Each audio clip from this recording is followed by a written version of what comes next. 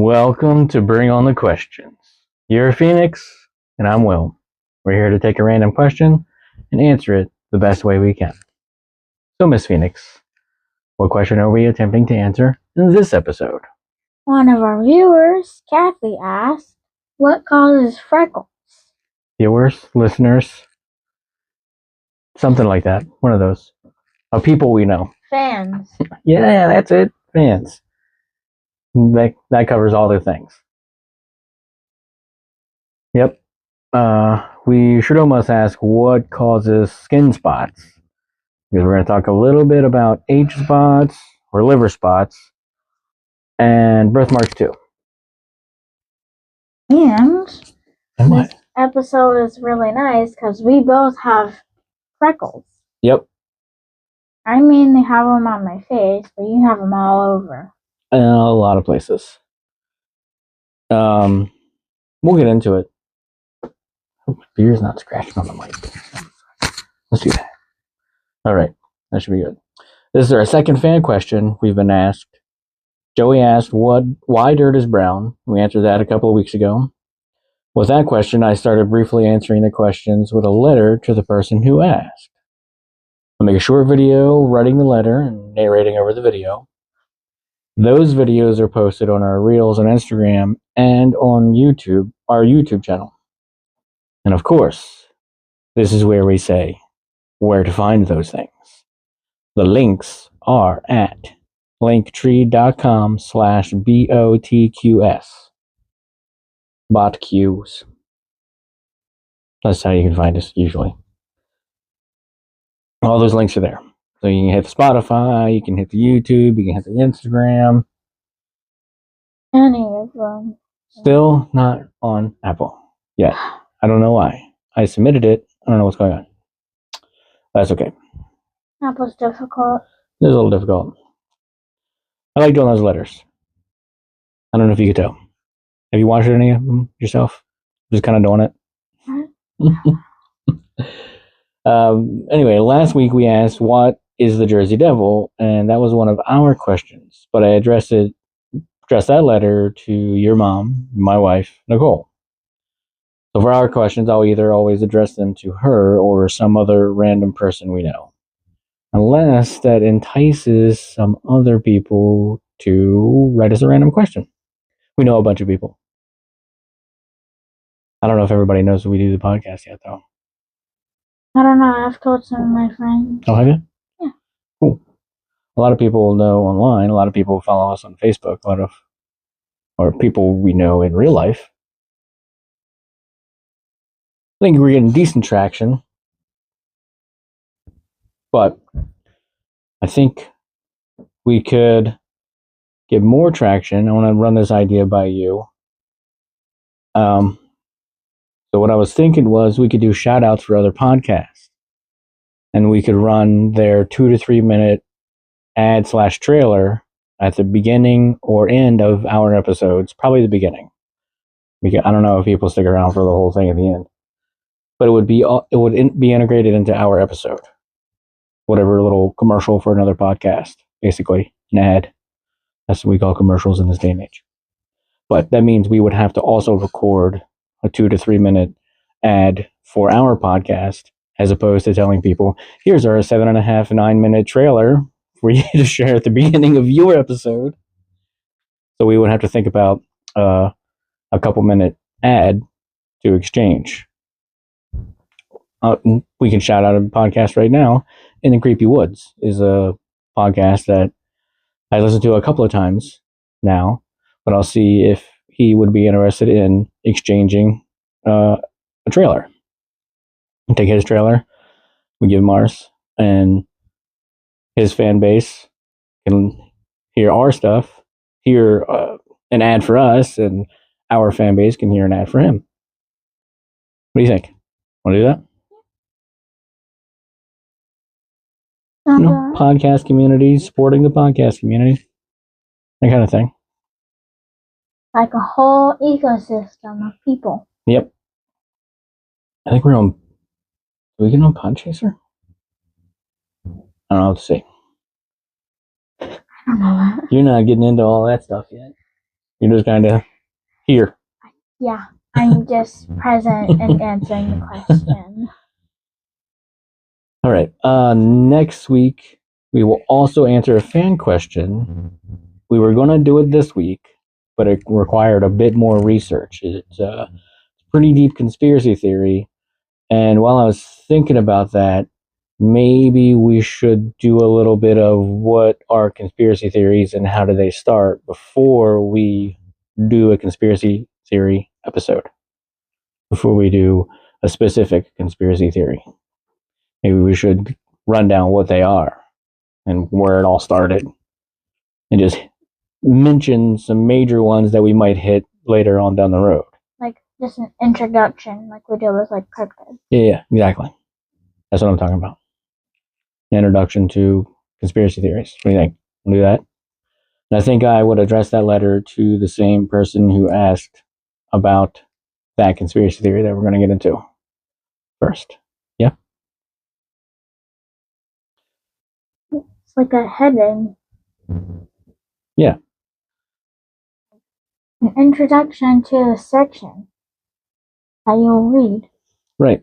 So if we ever create a blog or have our website with a blog on it, whatever it is, we haven't created a website yet. So the topics would be conspiracy theories. So what is a conspiracy theory first, and then it would run down whatever conspiracy theories we've done. What is a cryptid first, and then it would run down whatever cryptids we do. Or we can have like playlists of things. There you go. Now you get into it. Yep. So I could totally make a playlist of the cryptid things because we've got what are cryptids, we did Alba Twitch, and we did Jersey Devil so far. So that's 3 things on that playlist I could put together on Spotify and YouTube. I was thinking last night, is Santa technically a cryptid?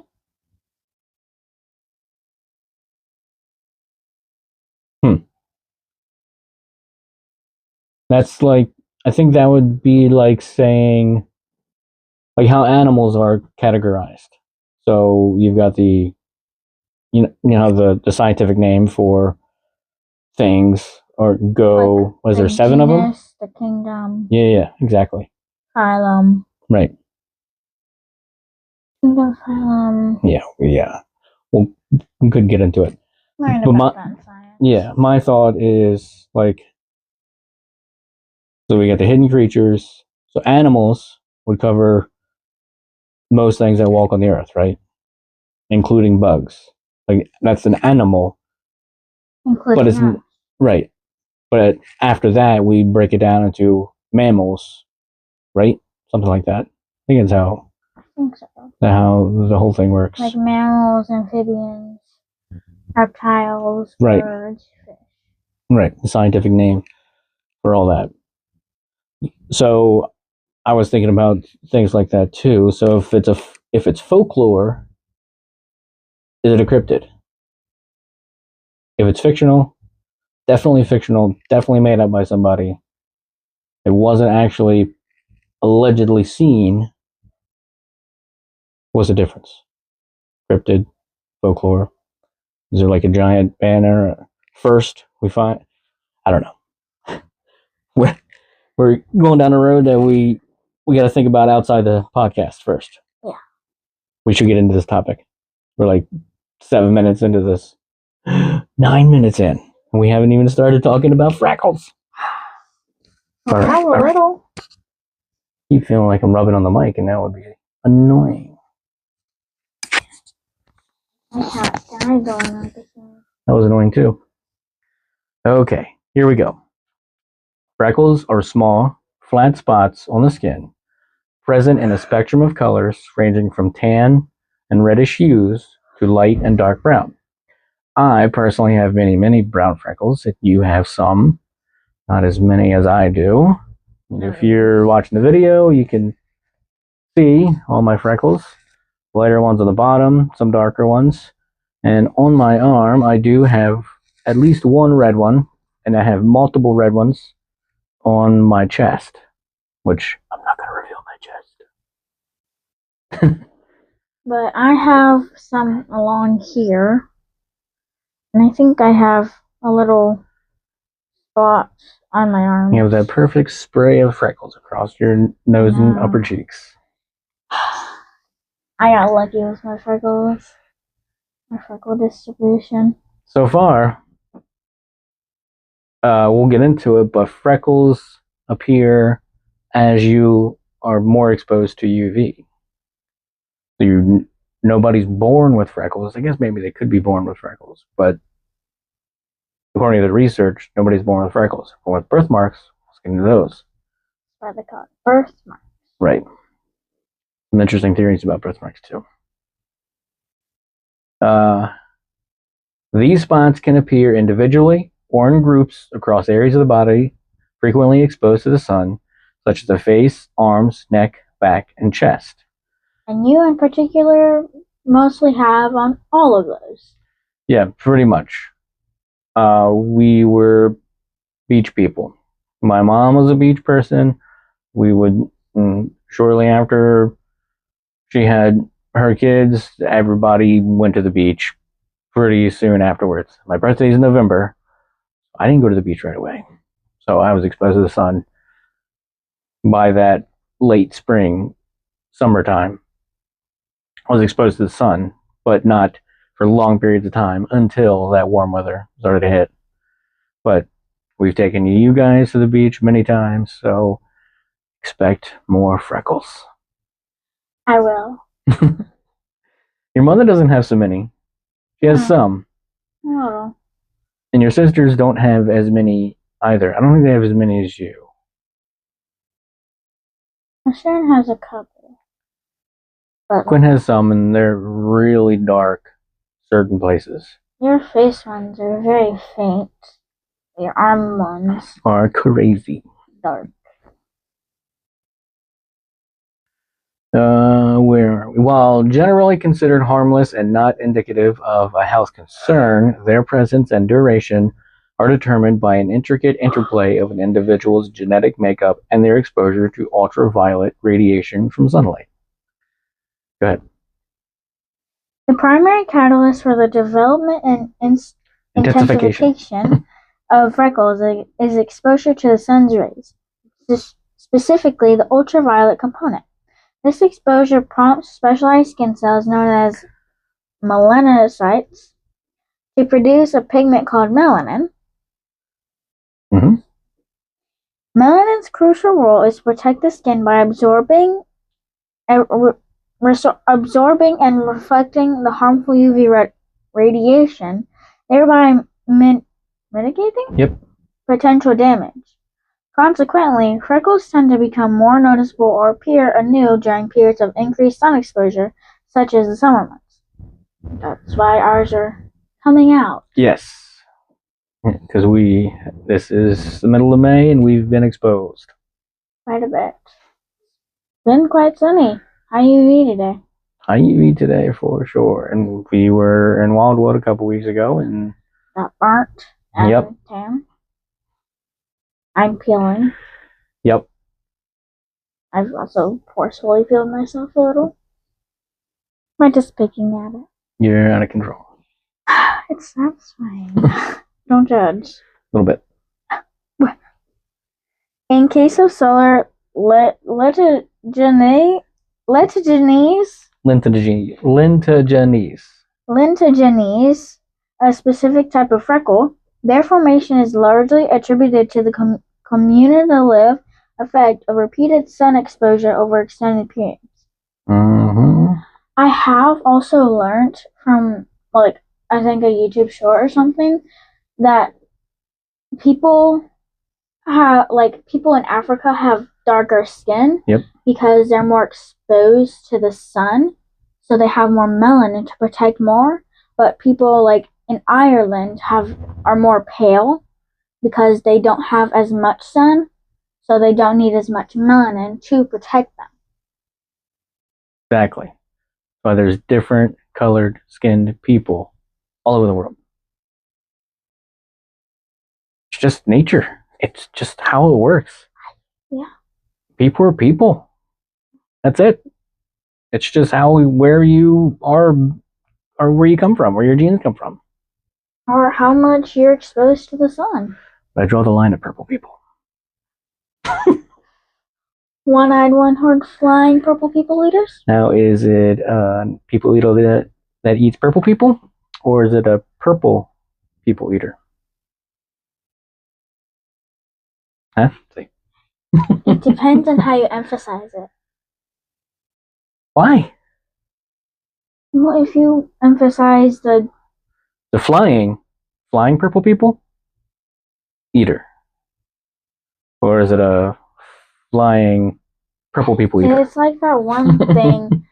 It's multiple sentences laid out, and it emphasizes one word each time. And it changes the whole context? I didn't do that, or I didn't do that. I didn't do that. I didn't do that.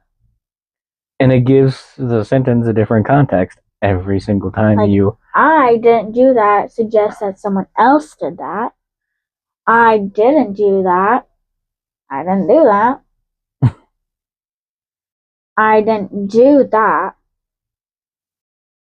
I don't know how that works. I didn't do that would be I did something else. That wasn't that. Right. It's all defensive. You're all those are defending yourself, but putting the emphasis on the different words will either lend credence to your defense or make you suspicious of possibly actually doing that thing. Fun with words. Yay! While sun exposure acts as the primary trigger, an individual's genetic makeup significantly influences their propensity to develop freckles. A key gene in this process is the melanocortin-1 receptor gene, known as MC1R. Variations within this dormant gene are strongly linked to an increased likelihood of freckles, particularly in individuals with lighter skin and red or blonde hair. This genetic instruction dictates the type of melanin that the body predominantly produces. Individuals with a higher proportion of pheomelanin, a type of melanin more common in those with fair skin and red hair, are more susceptible to freckling. Like you said, the Ireland people further north, away from the equator. Not necessarily further north, but a distance north of the equator and a distance south of the equator. Away from the equator, not more close, like people in Africa. Right. They're, like right there in the equator. Right. So where the equator runs through Africa, there's darker people, and where it runs through South America, there's darker people. And like around China, there's some darker-ish. I think more like Australia. Yeah. They're tanner. India. They're so China is up, like we got Russia, we got China. But India is down further, darker people there.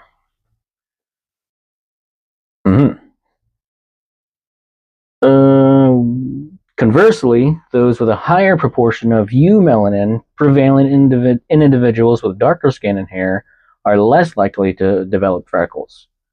Not that they won't, but they're much less likely. And the darker people, it would be tougher to find freckles on darker people. It's just the way it is. Yeah. It is noteworthy that the MC1R gene is responsible for determining red hair color, often resulting in individuals with red hair having fairer skin that is more sensitive to the sun. Beyond the MC1R gene, other genes such as IRF4, ASIP, TYR, and BNC2 have also been implicated in the development of freckles. That's why people like from Europe tend to get sunburned more. Right. Because of that specific gene. Yes. Northern Europe. For sure. Yeah. I mean, the whole, us too, here in North America, the United States of America. We're northeast. We're a melting pot. So a little bit of everybody's here. You go a little bit further south in the U.S., you'll find darker people. But in the north is less dark people, more of the fairer skin. Time goes? A little bit of everyone in every state. Yep. Fun. Want to read the next one? Freckles themselves manifest as a result of accumulation of melanin beneath the skin's surface. This pigment is synthesized by melanocytes. Yep. In individuals with a Predisposition for freckles and lighter complexions, exposure to sunlight triggers these melanocytes to produce an increased amount of melanin in localized areas. So that's what the freckles are. They're a very localized patch of melanocytes. Keep going. This uneven distribution of pigment leads to the formation of freckles.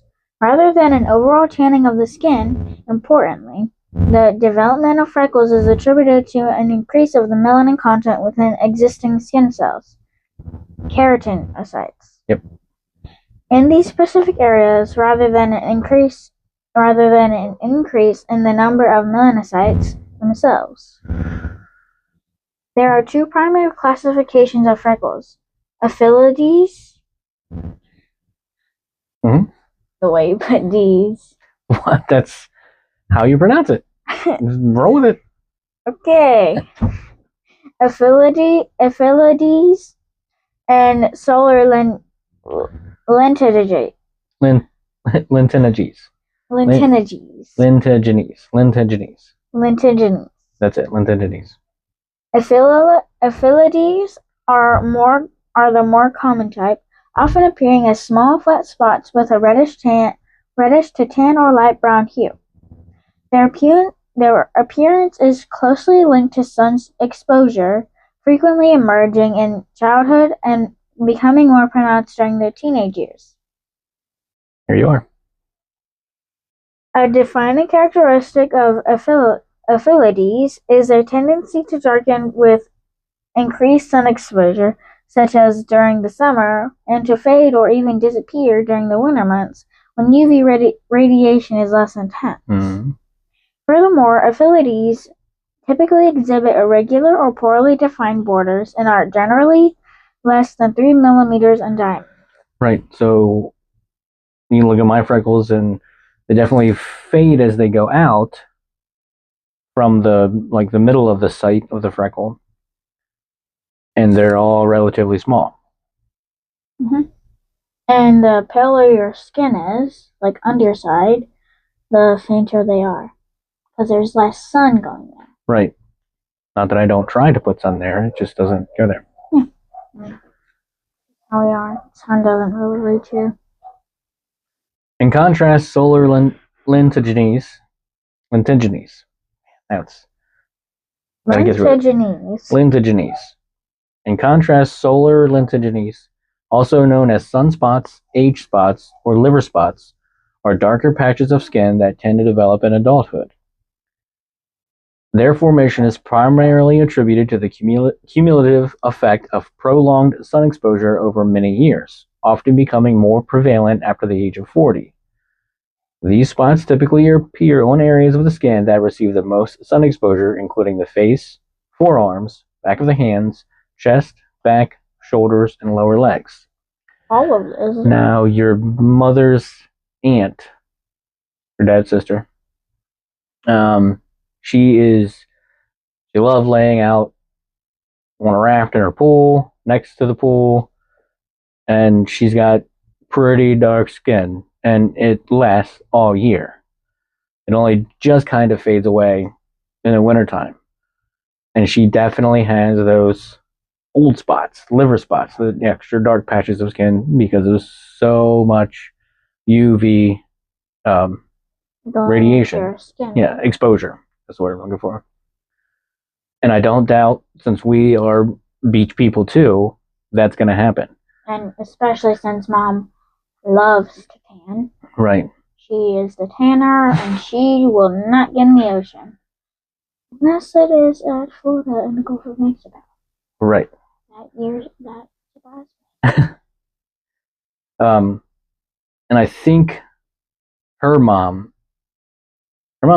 she's definitely beyond 40 because we're 40.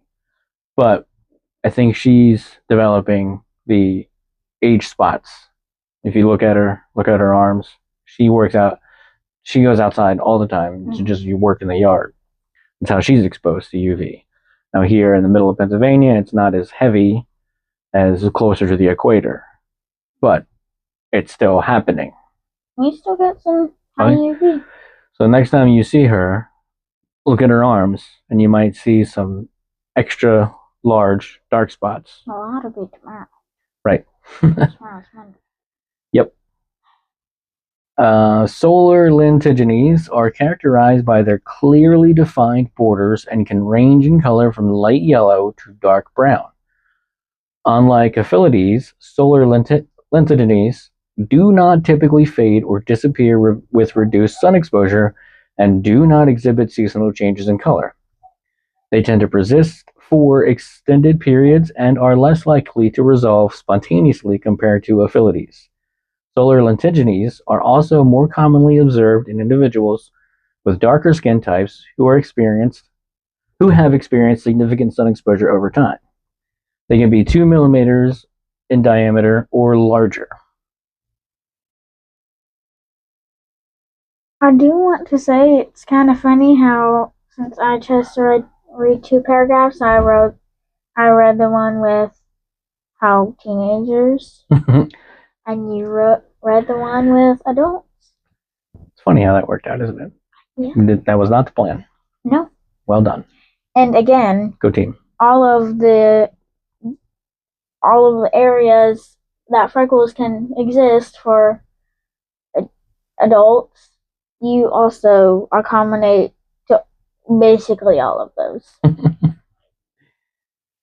Yep. It's funny how many freckles you have. I didn't like it as a kid. But that's how it goes. I enjoy my freckles. Because you have a splash of them. We're covered on them, like me. Well, I wouldn't be mad being covered. All right, go ahead. The likelihood of developing aphelides is higher in individuals with light skin and hair, blonde or red. Fair skin contains less melanin, rendering it more susceptible to the effects of the sun. While aphelides are more prevalent in those with fair complexions, it is important to note that individuals of any skin tone can develop freckles, with them appearing as darker spots on darker skin. The MC1R gene, which plays a crucial role in freckle development, also determines red hair color. Consequently, individuals with red hair often possess fairer skin that exhibits increased sensitivity to sunlight. Conversely, individuals with dark hair, eyes, and skin typically produce a higher amount of melanin. I feel like we've read this. Yeah, it's weird. But it's important to know these things. I think I accidentally read the paragraph twice. Maybe. I swear you read that. Possibly. So finish it up and we'll keep going.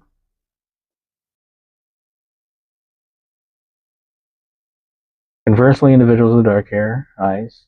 I was trying to find a paragraph. Conversely, individuals with dark hair, eyes, and skin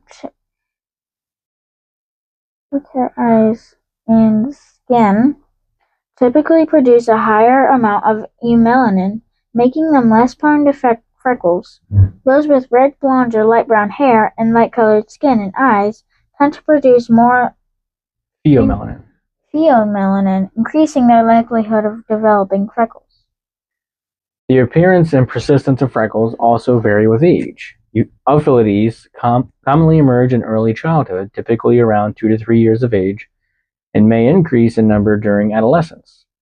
Over time, aphelides tend to become less prominent and may eventually fade away as an individual ages.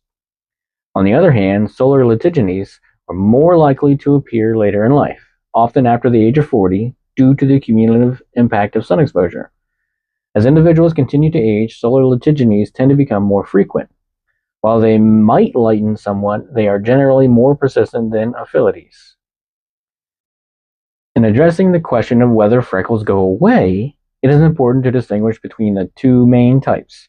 Aphylides are often temporary and tend to fade significantly or even disappear during periods of reduced sun exposure, particularly in the winter. As individuals age, aphylides also tend to become less noticeable and may eventually fade completely. I'm pretty sure my face had more freckles when I was younger, and my arms didn't have so many. My dad's also covered in freckles. I think my mom has plenty too.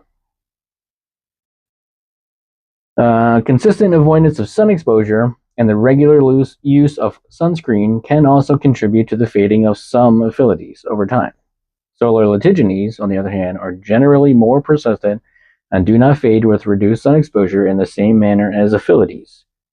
While they might experience some lightening, they are likely to remain unless specific treatments are employed to reduce or remove them. It is important to distinguish freckles from other pigmented skin lesions. Moles, also known as nevi, are caused by clusters of melanocytes and can either be raised or flat, appearing anywhere on the body, and their development is not solely dependent on sun exposure. In contrast, freckles are always flat. Sunspots, age spots, or liver spots are other terms for solar litigenies. They are typically larger than aphylides, often appearing in individuals over the age of 40 due to cumulative. I'm messing this word up. Cumulative. Yeah. Sun exposure and possess clearly defined borders, unlike the irregular edges of aphylides. Furthermore, sunspots do not fade with seasonal changes in sun exposure. Other conditions involving increased skin pigmentation include melasma? Yep, melasma. Melasma, characterized by brown or gray-brown patches often on the face associated with hormonal changes and sun exposure. And actinic keratosis, which presents as rough, scaly patches caused by years of sun exposure and considered precancerous. Seborrheic. Yep. Seborrheic keratosis are wart-like growths that can be brown or black and often appear later in life. Litigenies, as a broader term, encompass solar litigenies, but also other types of pigmented spots not solely attributable to sun exposure. Unlike aphylides, litigenies, I'm just gonna call them litigenies. Okay. Persist even without UV stimulation. That was a tough paragraph. Too many litigenies. You said it exactly right that time without reading it. I think I said litigenies. Yeah, you put an extra N in there at one point. I don't care. While the genetic predisposition to freckles cannot be altered, protecting the skin from sun exposure is paramount in preventing the formation of new freckles and the darkening of existing ones. Recommended sun protection measures include the consistent use of a broad-spectrum sunscreen with an SPF of 30 or higher on all exposed skin daily, even on cloudy days and during winter, with reapplication every 2 hours when outdoors or after swimming or sweating. It is also advisable to seek shade during peak UV hours, typically between 10 a.m. and 4 p.m., and to wear sun protective clothing including wide brim hats, sunglasses, and long sleeves. The use of tanning beds and intentional sun tanning should be avoided altogether. But the whole tanning thing is crazy.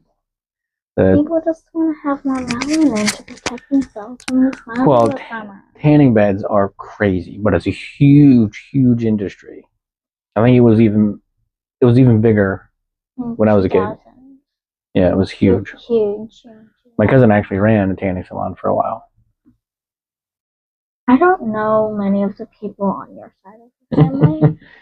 I thought you only had 2 siblings. Nope. You have many more that I don't even know what they look like. Not many more?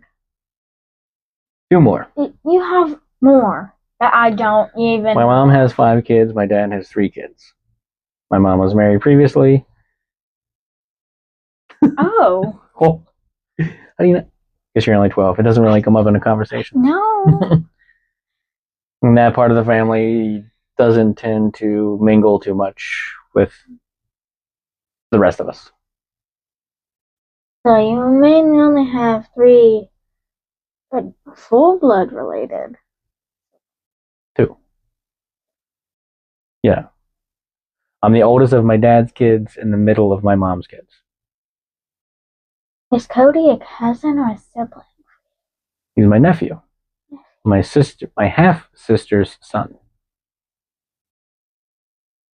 Hey. You've seen him more than you've seen her. Yeah. And I even have seen his son. Right. Photos. But actually I met him as a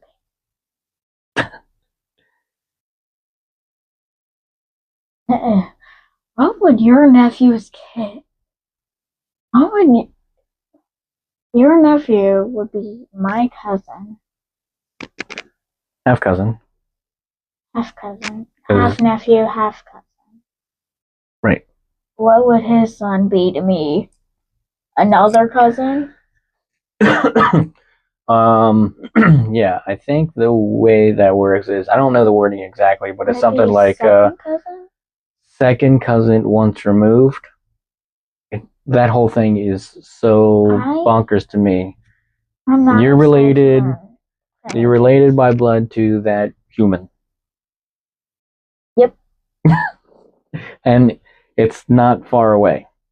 So my half-sister's son would be my half-nephew, and his son, it's a link of blood relation to that person from you.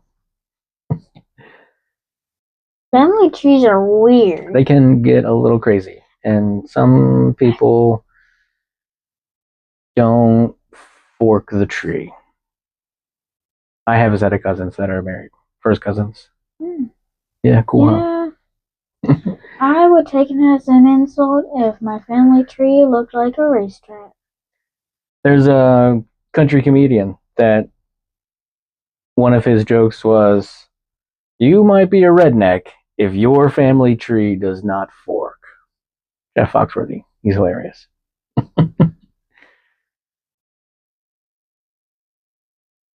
All right, we better keep going with Freckles.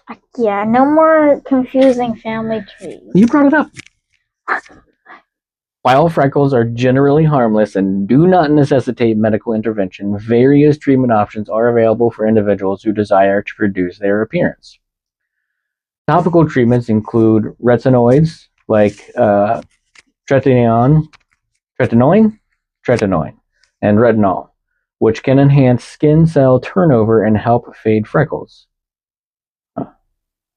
So, enhance skin cell turnover. So you slough off skin faster?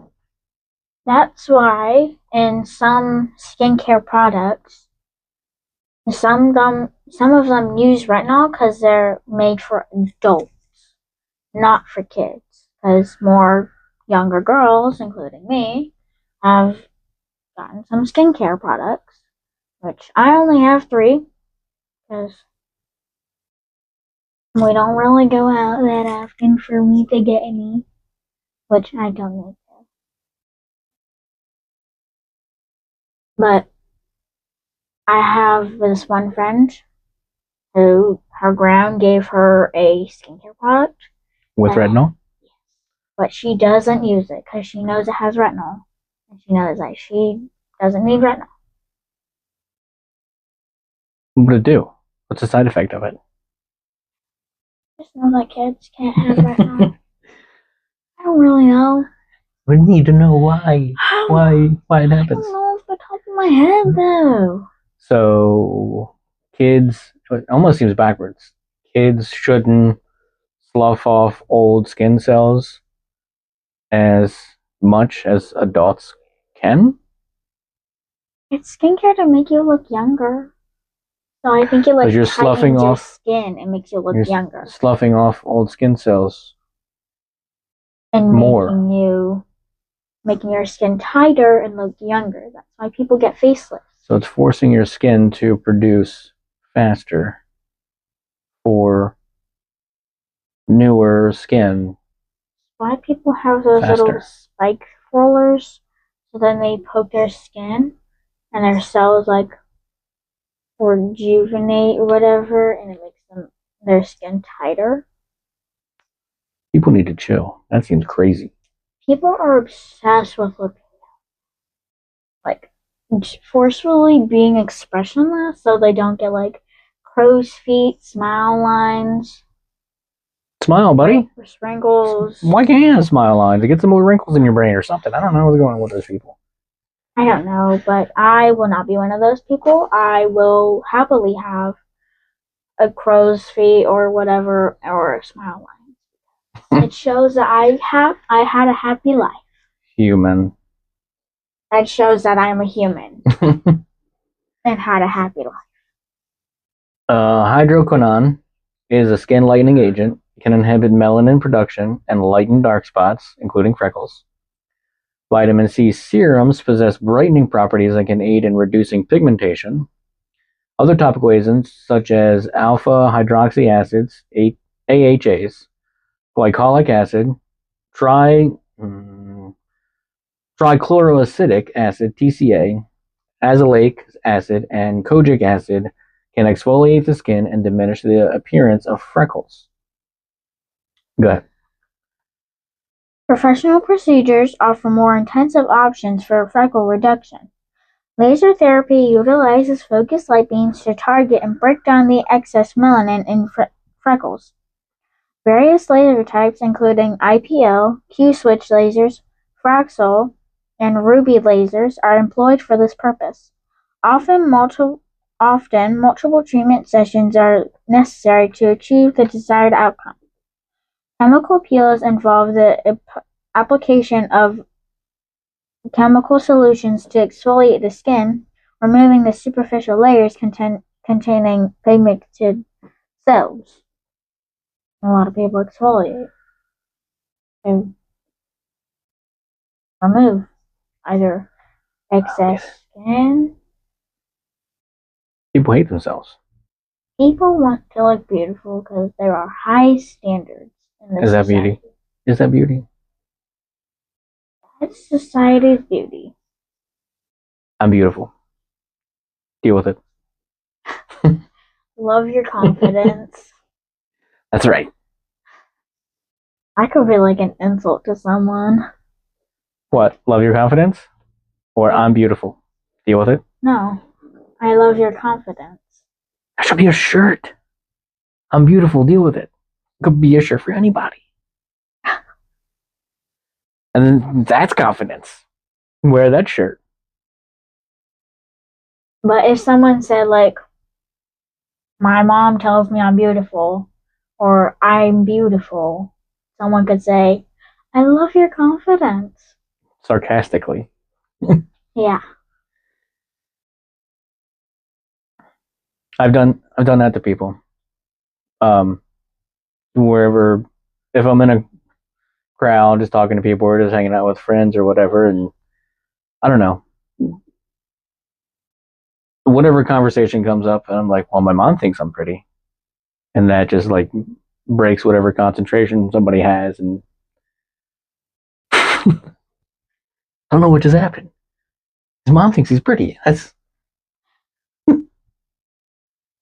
just improvise it, go with it. Yep. Comedy. Surprise things. Medium depth. Medium depth peels are frequently effective in lightening freckles. Cryotherapy utilizes liquid nitrogen to freeze and destroy freckles and is generally considered safe with minimal recovery time. Intense pulsed light (IPL) therapy, similar to laser treatment, uses a broad spectrum of light to target melanin and reduce the appearance of freckles, particularly effective for treating larger areas with numerous spots. Microneedling, a minimally invasive procedure, stimulates collagen production and can aid in fading hyperpigmentation, including superficial freckles. That's what it's called, microneedling, to poke your skin so then it will heal and tighten. It's like self-torture? No, I think they're called dermal. Well, that's probably a marketing thing. But the procedure is called microneedling. Yeah. And that's probably like a branded thing, the thing you just said. Branded marketing. I think the tools are called dermablades. Yeah, that sounds like a brand name. Not necessarily a brand, but a marketing name for the thing that does microneedling. Like the item. Yeah. So a lot of people call tissues Kleenexes. I need a Kleenex. Well, that's the brand. There is a thing, like I've seen videos where it's like, do you call it the common name or the brand name? Right. Like Post-its is the brand name. And there's sticky notes? Sticky notes is the common name. Right. Or Frisbee is the actual brand name. Which is crazy. That's a whole episode we could do. Brand name or common name? Which do you say? There's a lot of those. It is advisable to consult a dermatologist if any freckles exhibit changes in size, shape, or color. Such changes warrant professional evaluation to rule out the possibility of skin cancer or other underlying skin conditions. Specific characteristics that should prompt a consultation include freckles with jagged borders, asymmetry, soreness, a diameter greater than 6 millimeters, elevation above the skin surface, the presence of dark patches or multiple colors, or any noticeable growth or change. Furthermore, individuals seeking to reduce the appearance of their freckles should consult a dermatologist to determine the most appropriate and effective treatment options for their specific skin type and concerns. So that was a little bit of a PSA, public service announcement, about caring for your skin and overall personal health. But let's bring a little fun into this. When I was a kid, we read a book in school called Freckle Juice, written by Judy Blume. Did you read Freckle Juice? Nope. What's wrong with schools today? Oh my God. We read The Outsiders. What's wrong with schools today? In 6th grade, they read Holes and Freaks Almighty. Currently, they're on Holes. And in my class, which is 7th grade, we have read Roll of Thunder, and we're currently on The Outsiders. I don't think I read any of those. Freckle Juice is important. It's more like elementary, though. I didn't know it was published in 1971 until I did this research. But anyway, the book is about a boy named Andrew who wants freckles like his friend Nikki. Another classmate, Sharon, sells Andrew a recipe for Freckle Juice. She tells him that when he drinks it, it will cause freckles to sprout, and that's how she got the few freckles on her nose. This reminds me of the book A Case of Stripes, where a girl, she likes, I think it's like edamame or something. She likes edamame, but no one at her school likes edamame, so she stops eating it to fit in. But then one morning she wakes up with stripes all over herself. What? And yada yada, all of that. And the cure was eating edamame. And it's like, be yourself. Like what you like. That's kind of how Freckle Juice ended, was like, love yourself. So, you want Sharon's recipe for Freckle Juice? Sure. So this is the exact quote from the page about the letter to Andrew for Freckle Juice. Quote, Sharon's secret recipe for Freckle Juice. 1 glass makes an average amount of freckles. To get like Nikki Lane, drink 2 glasses. Mix up all these things together. Stir well and drink fast. Grape juice, vinegar, mustard, mayonnaise, juice from 1 lemon, pepper and salt, ketchup, olive oil, and a speck of onion. P.S. The faster you drink it, the faster you get freckles. To drink it, no. But I was thinking about this. That combination almost sounds like a decent chicken marinade. Grape juice. Sure, why not? Add a little sweetness to it. I only like the grape juice and the juice from 1 lemon part. So you can make your grape juice a little citrusy if you add some lemon juice to your grape juice. Or orange. Or lime. Those are all citrus fruits. Yep. And that's what you eat to avoid scurvy. Yep. You need that kind of stuff to avoid scurvy. Scurvy wasn't good. That was a bad time for the guys out there. Pirates. Yep. Pirates be pirating and suffering from scurvy. Until you eat an orange. Or lemon. There's so many pirate stories that we can get into also. Crazy. There's so many different mythologies and stories that we can get into. Yeah, we'll get there. Conspiracy theories. We will dip into every single one of those. We've already dipped into some. Yep. Got to start somewhere. So this podcast is not specifically focused on cryptids, not specifically focused on conspiracy theories. It's just questions about everything. The pursuit of knowledge. It's just questions that we take and answer because people are curious. We're curious first, and then we're letting the people know what those answers are to the questions that we have. Well, I think we just did our ad. So, spoiler alert, Sharon's Freckle Juice didn't work for Andrew. Andrew got hustled. So it's basically like, pee yourself.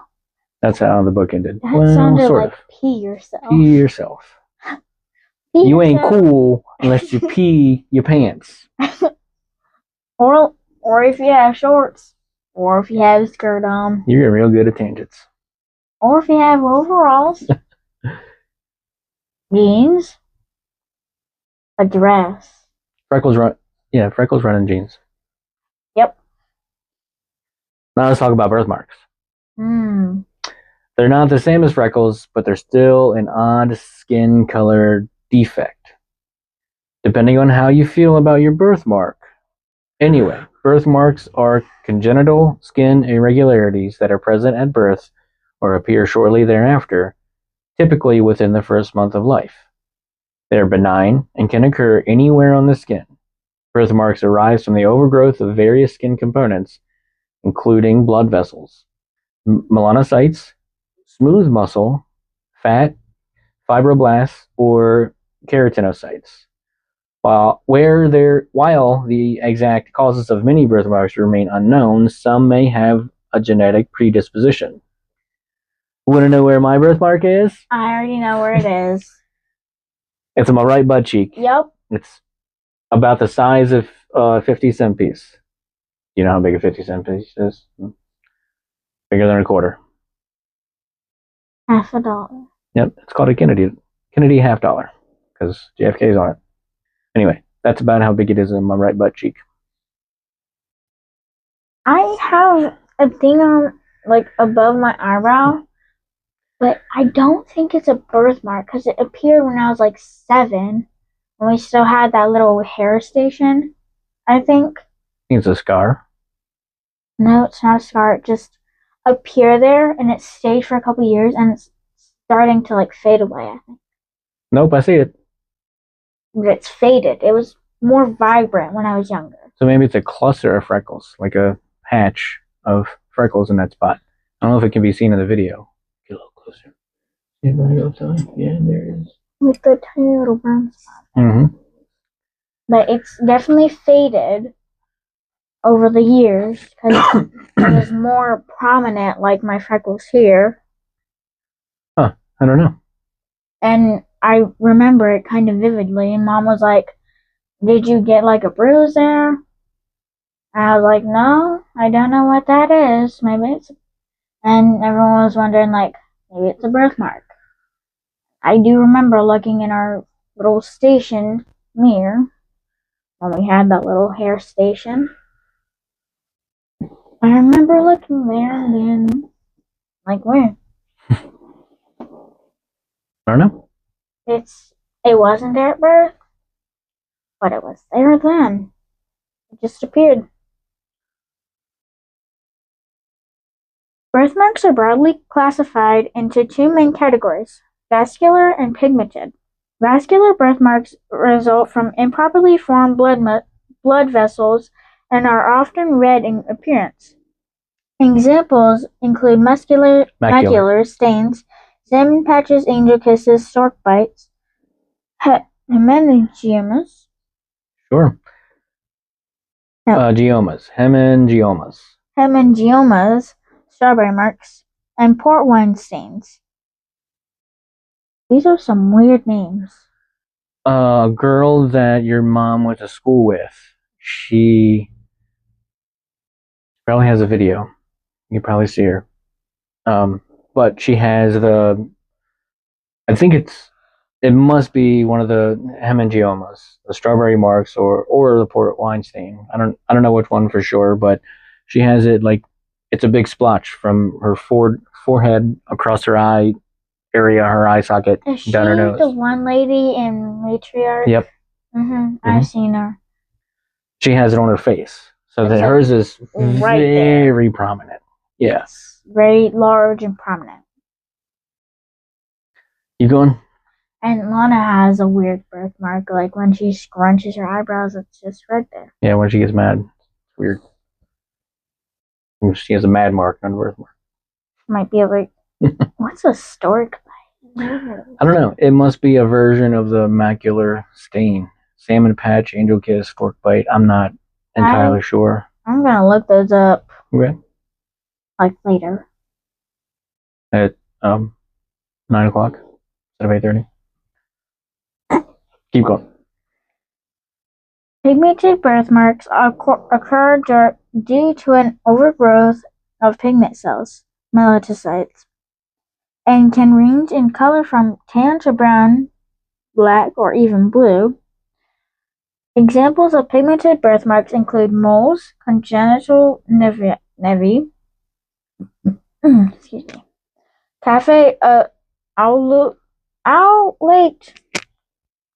That's all I'm gonna say. Aulate spots. Cafe-aulate spots. Cafe-aulate spots and Mongolian spots. Slate gray nevus. I think the cafe-aulate spots has like a coffee stain.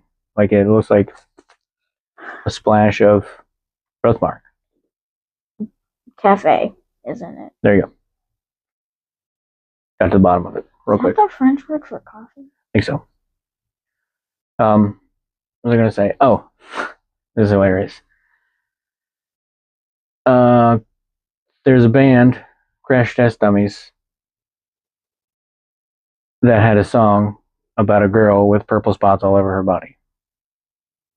I think it was either Crash Test Dummies or Weird Al, but it was a goofy song. But Weird Al did a parody of it. But this girl had purple spots all over her body, but it was supposed to be a comedic thing, a humorous thing. But those things actually happen. That would be wild. I've never seen anybody with like a blue birthmark. That's some out there pigmentation. You would probably get a purple birthmark. Is that how we get purple people? Just one giant birthmark. One giant red and blue birthmark around them. Always looks like they're out of breath because they're always purple. They're fully purple. The purple man. What would Freckles look like on a purple person?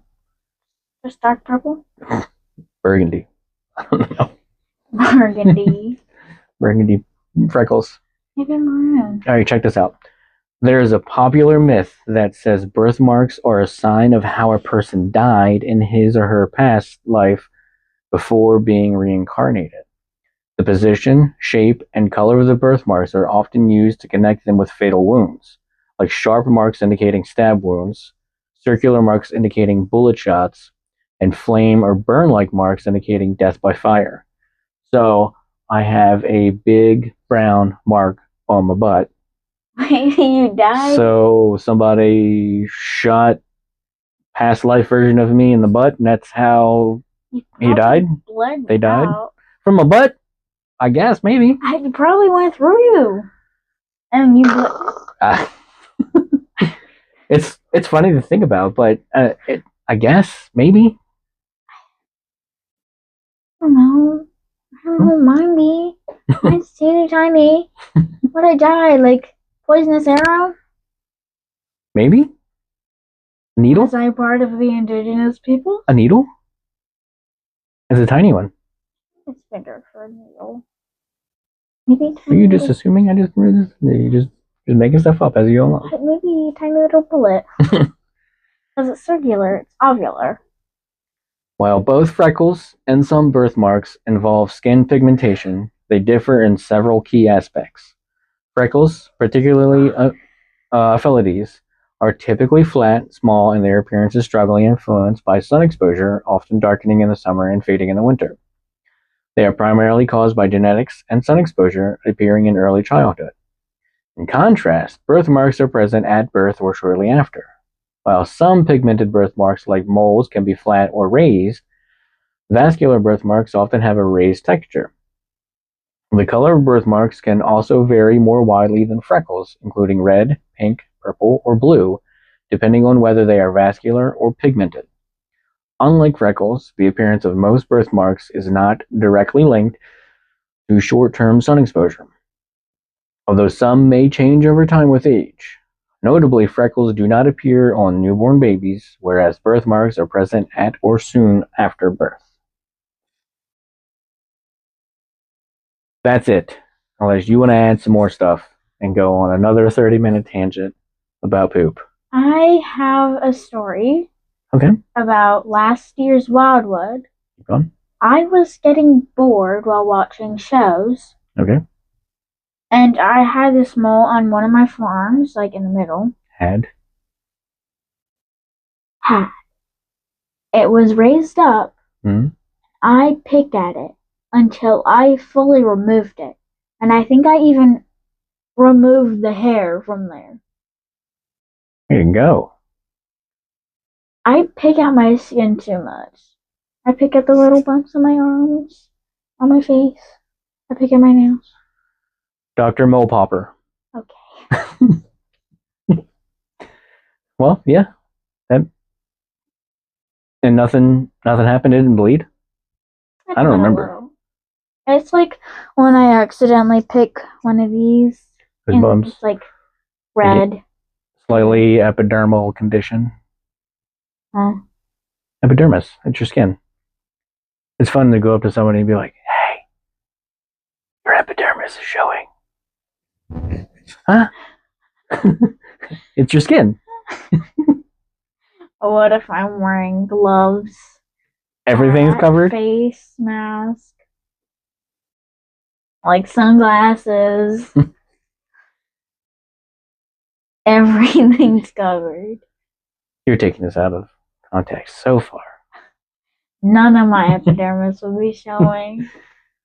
But if a little bit of it were showing, where are you going? Himalayas or what? What? Covered like that. Got all your epidermis covered. All right, Phoenix. Question brought. Question answered. Goodbye. Bye. A production of Wayward Things Network.